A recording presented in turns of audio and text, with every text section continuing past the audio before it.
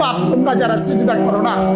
তোমরা বলো না বাজান, বলো না এই দরদি ভাই চিৎকার করে বললাম, তুমি যদি বলো তোমার পায়ে ধরতে, আমি পায়ে ধরতে রাজি। তুমি যদি বলো তোমারে জড়িয়ে ধরে কাঁদতে, আমি কাঁদতে রাজি। তুমি বলো কেন আল্লাহর সাথে রাগ করলা? কেন আল্লাহর সাথে রাগ করলা? কেন আল্লাহর সাথে নারাজ হইলা? কেন সিজদা কপালে জুটলো না? কেন মালিকের সাথে সারাদিনের এত কিছুর বিনিময়ে আল্লাহ তাআলা একটা মিস কল দিলে, 2 সেকেন্ডের একটা মিস কল দিলে বন্ধু তুমি টের পাও তোমার মোবাইলে মিস কল আসছে।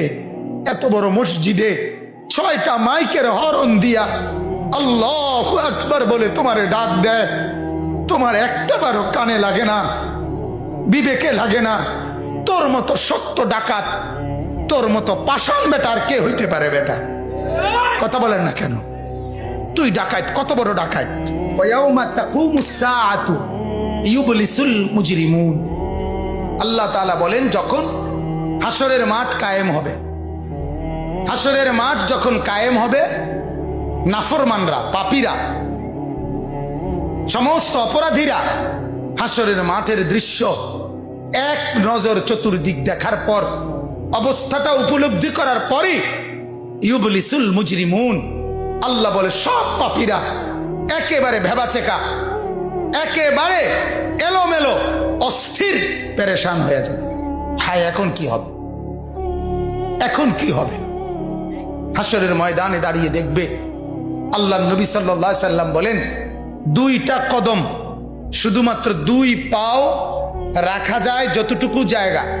আল্লাহ রাসূল সাল্লাল্লাহু আলাইহি সাল্লাম বলেন একজন মানুষ হাসরের ময়দানে শুধু এতটুকু জায়গায় বরাদ্দ পাবে। 1 সুতা ডানে বামে সামনে পিছনে আগ পিছ করতে পারবে না, 1 সেকেন্ডের জন্য বসতেও পারবে না। আল্লাহ তাআলা কোরআনুল কারীমের মধ্যে বলছে ইয়াউমা ইয়াকুমুন নাস লিরাব্বিল আলামিন, রব্বুল আলামিনের সামনে সবগুলো মানুষ দাঁড়িয়ে থাকবে। দাঁড়ানো দাঁড়ানো দাঁড়ানো থাকবে, দাঁড়িয়েই থাকবে। মাথার 1.5 হাত উপরে সূর্য। আল্লাহ বলবে সূর্য তোর সমস্ত তাপ আজ ছেড়ে দে, খুলে দে তোর সব তাপ। পায়ের নিচের জমিন উত্তপ্ত তামার মতো উত্তপ্ত হয়ে যাবে। এরপরে আল্লাহ পাক রব্বুল আলামিন ফেরেশতাদেরকে দিয়ে জাহান্নামকে, কোরআনের স্পষ্ট আয়াত ওয়াজিআ ইয়াউমা ইদিম বিজাহান্নাম, হাসরের ময়দানে এরকম পাশে জাহান্নামকে ফেরেশতারা টেনে আনবে। 70,000 শিকল হাদিসের মধ্যে আছে জাহান্নামের মধ্যে লাগাবে। প্রতি শিকলের মধ্যে 70,000 কড়া থাকবে। কড়া, কড়া বোঝেন তো, যেটা লাগায় লাগায় কি বানায়? শিকল বানায়। 70,000 শিকল, 70,000 কড়া প্রতি শিকলে। প্রত্যেক কড়ার মধ্যে 70,000 ফেরেশতা ধরা থাকবে। তাহলে কত কোটি ফেরেশতা? হিসাব বুঝছেন? 70,000 শিকল, 70,000 করে প্রত্যেক শিকলের কড়া, প্রত্যেক কড়ার মধ্যে ধরবে 70,000 ফেরেশতা। এত ভীষণ মারাত্মকের ভাবে ধরার পরেও জাহান্নাম গর্জনের সাথে ফেরেশতাদের হাত থেকে ছুটে যায়।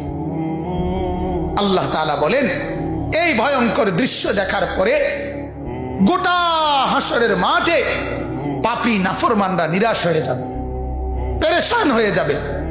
এরপরে বলবে, আল্লাহ তাআলা বলেন ওয়ালাম ইয়াকুন লাহুম মিন শুরাকাইহিম শুফাআউ। এই নাফরমানার পাপীরা দুনিয়ার জমিনে যাকে যাকে সঙ্গী বানাইছিল, যাকে যাকে বন্ধু বানাইছিল, যার সাথে চলে চলে আল্লাহর নাফরমানি করছিল, এদের সবার দিকে তাকাবে, কিন্তু কেউ তাদের জন্য 1 বিন্দু কোনো সুপারিশ করবে। কিরে বন্ধু, একসাথেই বনবিড়ি খাইতাম, অনকুদুর কও না কি করতাম? যে আমার কিছু বলার নেই, আমার কিছু বলার নেই। এরপরে আল্লাহ বলেন ওয়াকানু বিশুরাকাইহিম কাফিরিন। আবার প্রত্যেকটা নাফরমান নিজেই সে তার ওই বন্ধুদেরকে, ফেরেশতাদের সামনে সঙ্গীদেরকে অস্বীকার করবে।